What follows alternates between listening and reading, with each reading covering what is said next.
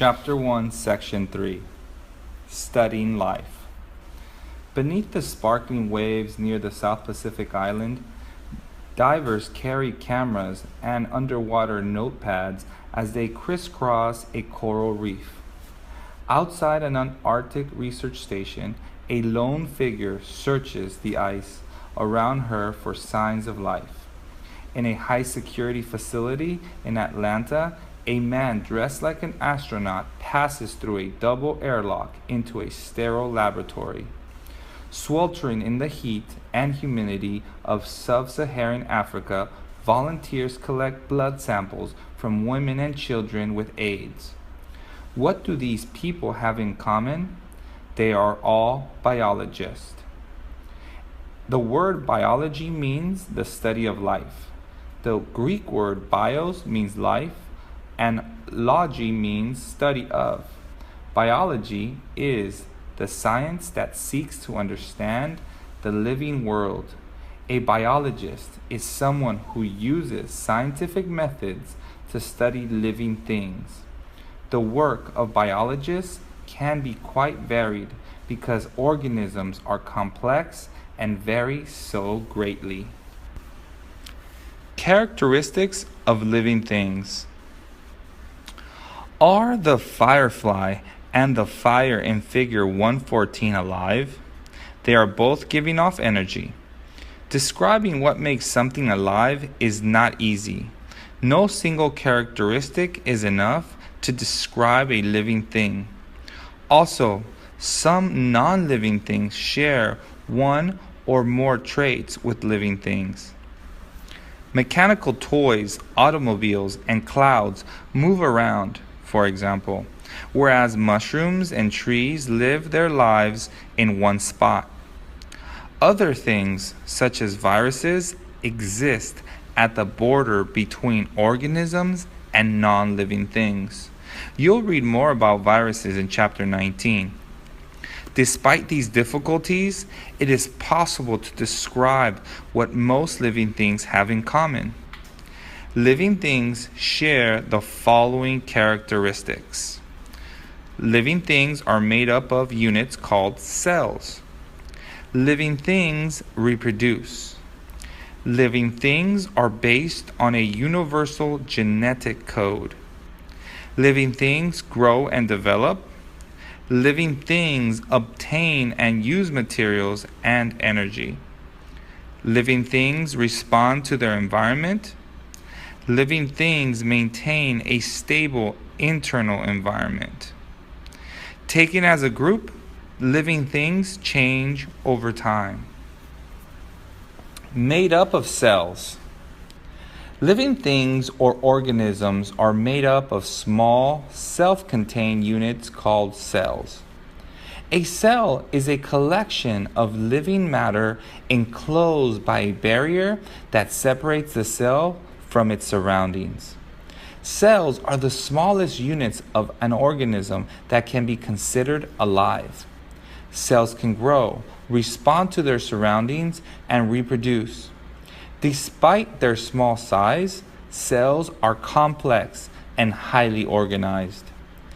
Many living things consist of only a single cell and are therefore called unicellular organisms.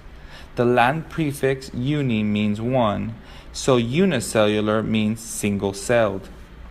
Many of the microorganisms involved in Speloncy's and Pasteur's experiments were unicellular organisms. The organisms you are most familiar with, for example, animals and plants, are multicellular. You can see one type of multicellular organism in figure 1-15. The Latin prefix multi means many, thus multicellular means many-celled. Multicellular organisms contains hundreds, thousands, or even trillions of cells. The cells in these organisms are often remarkably diverse, existing in a variety of sizes and shapes. In some multicellular organisms, each type of cell is specialized to perform a different function. The human body alone is made up of at least 85 different cell types. You will learn more about cells in Chapter 7. Reproduction. All organisms produce new organisms through a process called reproduction. There are two basic kinds of reproduction: sexual and asexual. The vast majority of multicellular organisms, from maple trees to birds and humans, reproduce sexually. In sexual reproduction, cells from two different parents unite to produce the first cell of the new organism. In asexual reproduction, the new organism has a single parent.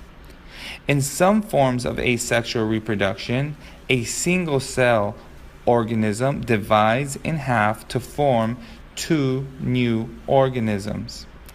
In the type of asexual reproduction shown in Figure 1-16, a portion of an organism splits off to form a new organism.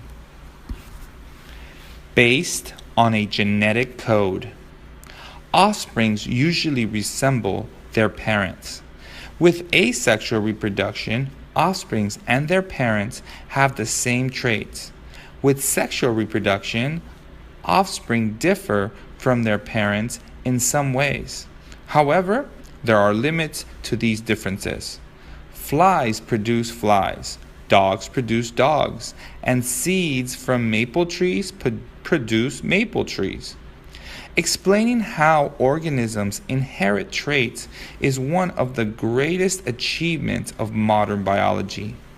Biologists now know that the directions for inheritance are carried by a molecule called the deoxyribonucleic acid, or DNA. This genetic code, with a few minor variations, determines the inherited traits of every organism on Earth. You will learn how this is possible in Unit 4. Look at Figure 1-14. A Colorado firefly beetle has all of the characteristics of living things. Even though the fire uses materials and can grow as living things do, fire is not alive because it does not have other characteristics of living things. Figure 1-15. Living things are made up of cells. Cats and most other familiar organisms are made of many cells. The inset shows cells from a cat's stomach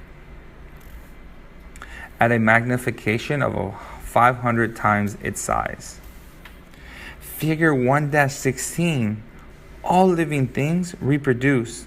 Here, one hydra is being formed from another through a type of asexual reproduction called budding.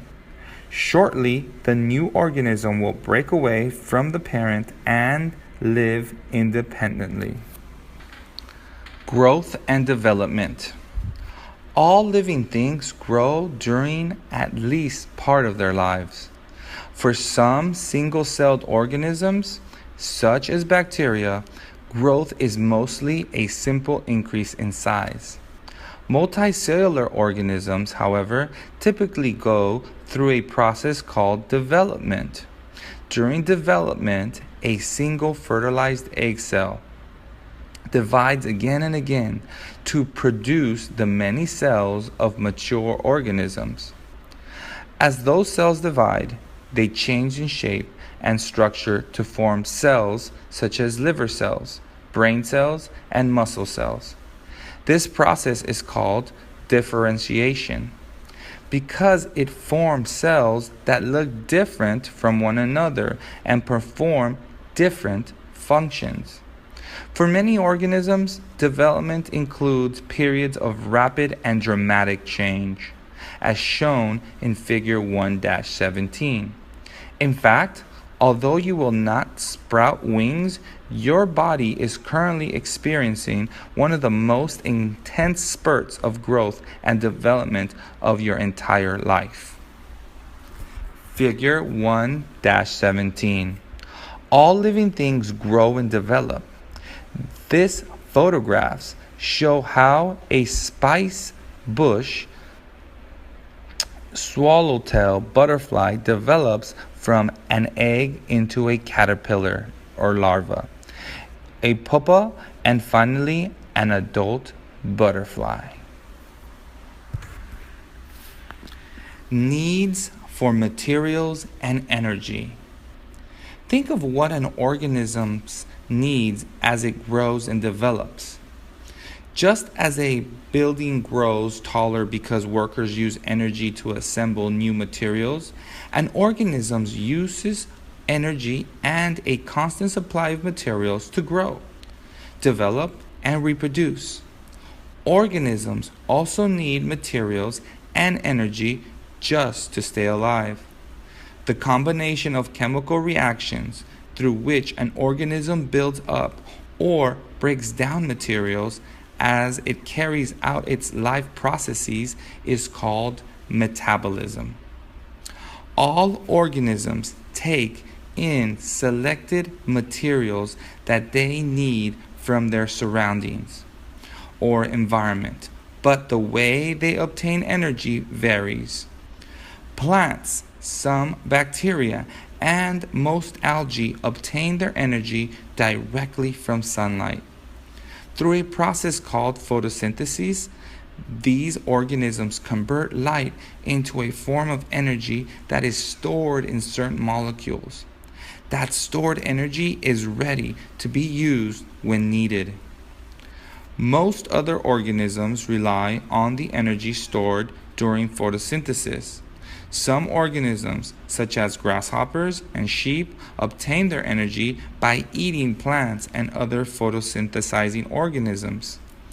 Other organisms, such as birds and wolves, get energy by eating the grasshoppers or sheep.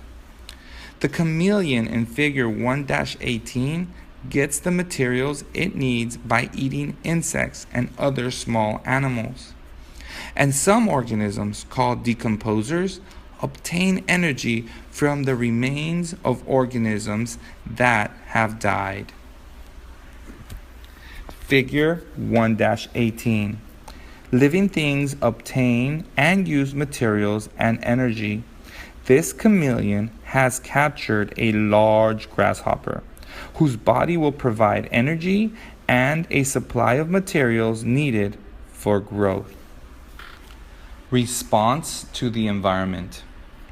Organisms detect and respond to stimuli from their environment. A stimulus is a signal to which an organism responds. External stimuli, which come from the environment outside of an organism, include factors such as light and temperature. For example, when there is sufficient water and the ground is warm enough, a plant seed responds by germinating. The roots respond to gravity and grow down into the soil. The new leaves and stems grow towards light. In contrast, internal stimuli come from within an organism. The level of the sugar glucose in your body is an example of an internal stimulus. If this level becomes low enough, your body responds by making you feel hungry. Maintaining internal balance. Even though conditions in the external environment may vary widely, most organisms must keep internal conditions, such as temperature and water content, fairly constant to survive.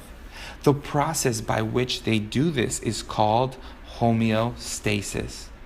Homeostasis often involves internal feedback mechanisms that work in much the same way as a thermostat. Just as a thermostat in your home turns on the heat when room temperature drops below a certain point, you have an internal thermostat that makes your body shiver if your internal temperature drops too low. The muscle actions involved in shivering produce heat, thus warming your body. In contrast, if you get too hot, your biological thermostats turn on your air conditioning by causing you to sweat. Sweating helps to remove excess heat from your skin. When birds get cold, they hunch down and adjust their feathers to provide maximum insulation, as shown in Figure 1-19. Often, internal stimuli help maintain homeostasis. For example, when your body needs more water to maintain homeostasis, internal stimuli make you feel thirsty. Figure 1-19. Living things maintain an internal stability. Despite the cold temperatures of this robin's environment, its body temperature remains fairly constant, partly because of its feathers providing a layer of insulation and partly because of the body heat it produces. Evolution. Although individual organisms experience many changes during their lives, the basic traits they inherited from their parents usually do not change. As a group, however, any given kind of organism can evolve or change over time. Over a few generations, the changes in a group may not seem significant, but over hundreds of thousands or even millions of years, the changes can be dramatic. The ability of certain plants, such as those in Figure 120, to survive periods without water is one example. Another example concerns fishes. Scientists study deposits containing the remains of animals that lived long ago to learn about the evolution of organisms. From the study of very early deposits, scientists know that at one time there were no fishes in Earth's waters. Yet, in more recent deposits, the remains of fishes and other animals with backbones are abundant. The ability of a group of organisms to change over time is invaluable for survival in a world that is always changing. You will read about the process of evolution in Unit 5. Figure 1-20. Taken as a group, all living things change over time. If you suddenly move most plants to this Namibian desert on the left, they would be killed by the heat and lack of water. But a few types of plants have become adapted to these hot and dry conditions, surviving periods of drought to grow and flower after rainfall. Branches of biology. Living things come in an astonishing variety of shapes, sizes, and habitats. Living systems also range in size from groups of molecules that make up structures inside cells to collections of organisms that make up the biosphere. No single biologist could study all the diversity, so biology is divided into different fields. Some fields are based on the types of organisms being studied. Zoologists study animals. Botanists study plants. Other fields study life from a particular perspective. For example, paleontologists study ancient life. Some fields focus on the study of living systems at different levels of organization, as shown in Figure 1-21. Some of the levels at which life can be studied include molecules, cells, organisms, populations of a single kind of organism, communities of different organisms in an area, and the biosphere. At all these levels, smaller living systems are found within larger systems. Molecular biologists and cell biologists study some of the smallest living systems. Population biologists and ecologists study some of the largest systems in nature. Studies at all these levels make important contributions to the quality of human life. On figure 1-21, living things may be studied on many different levels. The largest and most complex level is the biosphere. The smallest level is the molecules that make up living things. Take time now to sketch out figure 1-21 in your notes. Biology in everyday life. As you begin studying biology, you may be thinking of it as just another course, with a textbook to read plus labs, homework, and tests. It's also a science course, so you may worry that it will be too difficult. But you will see that more than any other area of study, biology touches your life every day. In fact, it's hard to think of anything you do that isn't affected by it. It helps you understand and appreciate every other form of life, from pets such as your dog in figure 1-22 to dinosaurs no longer present on Earth. It provides information about the food you need and the methods for sustaining the world's food supplies.